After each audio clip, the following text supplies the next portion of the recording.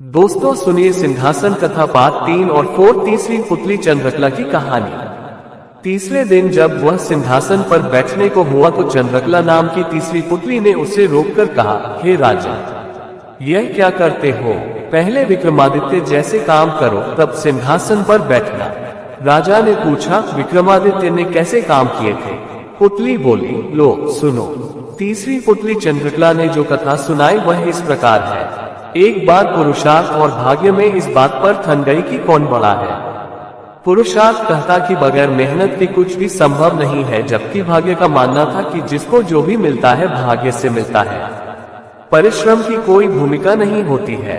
उनके विवाद ने ऐसा उग्र रूप ग्रहण कर लिया कि दोनों को देवराज इंद्र के पास जाना पड़ा। झगड़ा बहुत ही पेचीदा था, इसलिए इंद्र भी चकरा गए। पुरुषार्थ को वे नहीं मानते जिन्हें भाग्य से ही सब कुछ प्राप्त हो चुका था। दूसरी तरफ अगर भाग्य को बड़ा बताते तो पुरुषार्थ उनका उदाहरण प्रस्तुत करता जिन्होंने मेहनत से सब कुछ अर्जित किया था। इंद्र असमंजस में पड़ गए और किसी निष्कर्ष पर नहीं पहुंचे। काफी सोचने के बाद उन्हें विक्रमादित्य की याद आई। उन्हें लगा सारे विश्व में इस झगड़े का समाधान सिर्फ वही कर सकते हैं। उन्होंने पुरुषार्थ और भाग्य को विक्रमादित्य के पास जाने के लिए कहा। पुरुषार्थ और भाग्य मानव वेश में विक्रमादित्य के पास चल पड़े। विक्रमादित्य को भी झगड़े का तुरंत कोई समाधान नहीं सूझा। उन्होंने दोनों से 6 महीने बाद आने को कहा। जब वे चले गए तो विक्रमादित्य ने काफी सोचा। समाधान के लिए वे सामान्य जनता के बीच वेश बदलकर घूमने लगे। काफी घूमने के बाद भी जब कोई संतोषजनक हल नहीं खोज पाए तो दूसरे राज्यों में भी घूमने का निर्णय किया।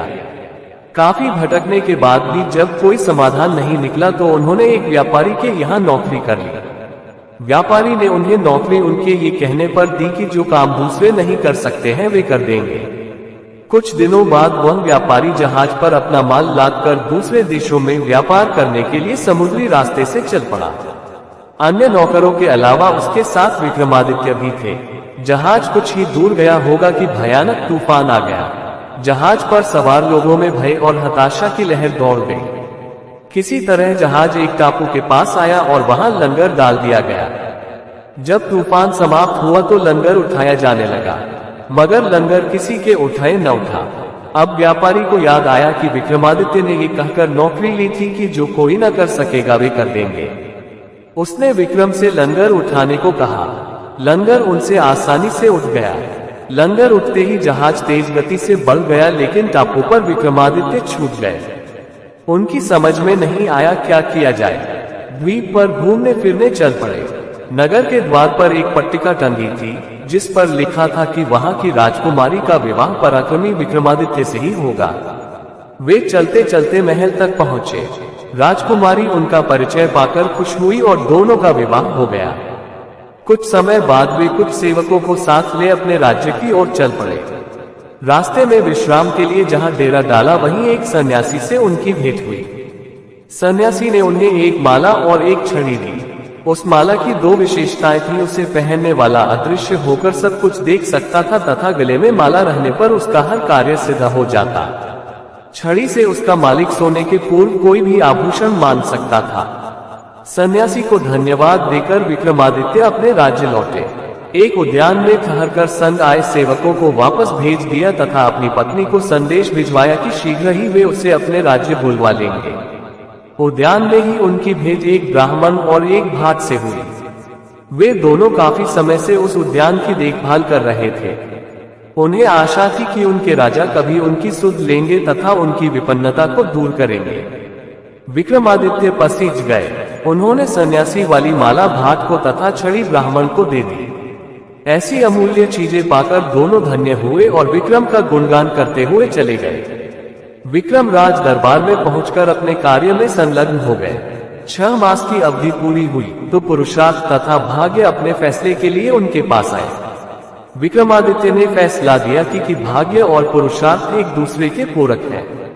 उन्हें छड़ी और माला का उदाहरण याद आया। जो छड़ी और माला उन्हें भाग्य से सन्यासी से प्राप्त हुई थी, उन्हें ब्राह्मण और भाट ने पुरुषार्थ से प्राप्त किया।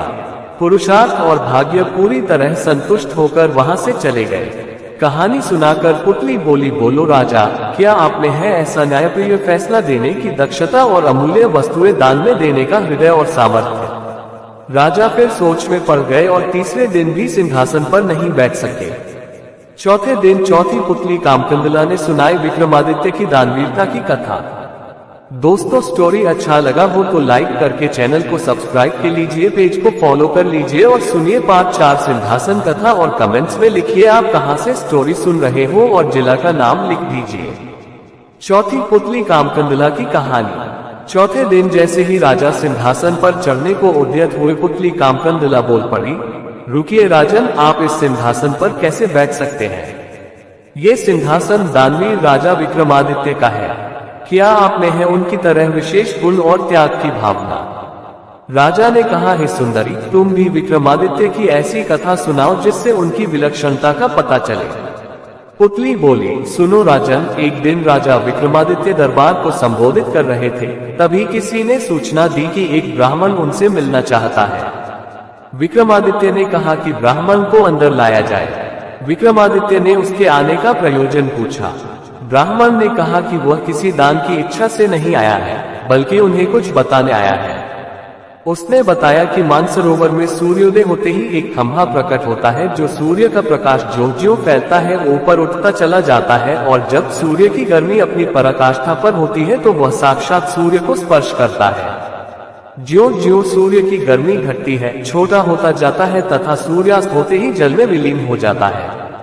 विक्रमादित्य के मन में जिज्ञासा हुई कि आखिर वह कौन है। ब्राह्मण ने बताया कि वह भगवान इंद्र का दूत बनकर आया है। देवराज इंद्र का आपके प्रति जो विश्वास है, आपको उसकी रक्षा करनी होगी। आगे उसने कहा कि सूर्य देवता को घमंड है कि समुद्र देवता को छोड़कर पूरे ब्रह्मांड में कोई भी उनकी गर्मी को सहन नहीं कर सकता। देवराज इंद्र उनकी इस बात से सहमत नहीं है। उनका मानना है कि उनकी अनुकंपा प्राप्त मृत्युलोक का एक राजा सूर्य की गर्मी की परवाह न करके उनके निकट जा सकता है। वह राजा आप हैं। राजा विक्रमादित्य को अब सारी बात समझ में आ गई। उन्होंने सोच लिया कि प्राणोत्सर्ग करके भी सूर्य भगवान को समीप से जाकर नमस्कार करेंगे तथा देवराज के उनके प्रति विश्वास की रक्षा करेंगे। उन्होंने ब्राह्मण को समुचित दान दक्षिणा देकर विदा किया तथा अपनी योजना को कार्य रूप देने का उपाय सोचने लगे। भोर होने पर दूसरे दिन वे अपना राज्य छोड़कर चल पड़े। एकांत में उन्होंने मां काली द्वारा प्रदत्त दोनों बेतालों का स्मरण किया। दोनों बेताल तत्क्षण उपस्थित हो गए। विक्रम को दोनों बेताल ने बताया कि उन्हें उस खंभे के बारे में सब कुछ पता है। दोनों बेताल उन्हें मानसरोवर के तट पर लाए। रात उन्होंने हरियाली से भरी जगह पर काटी और भोर होते ही उस जगह पर नजर टिका दी जहां से खंभा प्रकट होता। सूर्य की किरणों ने जैसे ही मानसरोवर के जल को छुआ, एक खंभा प्रकट हुआ। विक्रमादित्य तुरंत तैरकर उस खंभे तक पहुंचे। खंभे पर जैसे विक्रमादित्य चढ़े, जल में हलचल हुई और लहरें उठकर विक्रम के पैर छूने लगी। ज्यों-ज्यों सूर्य की गर्मी बढ़ी, खंभा बढ़ता रहा। दोपहर आते आते खंभा सूर्य के बिल्कुल करीब आ गया। तब तक विक्रम का शरीर जलकर बिल्कुल राख हो गया था। सूर्य भगवान ने जब खंभे पर एक मानव को जला हुआ पाया तो उन्हें समझते देर नहीं लगी कि विक्रम को छोड़कर कोई दूसरा नहीं होगा। उन्होंने भगवान इंद्र के दावे को बिल्कुल सच पाया। उन्होंने अमृत की बूंदों से विक्रम को जीवित किया तथा अपने स्वर्ण कुंडल उतारकर भेंट कर दिए।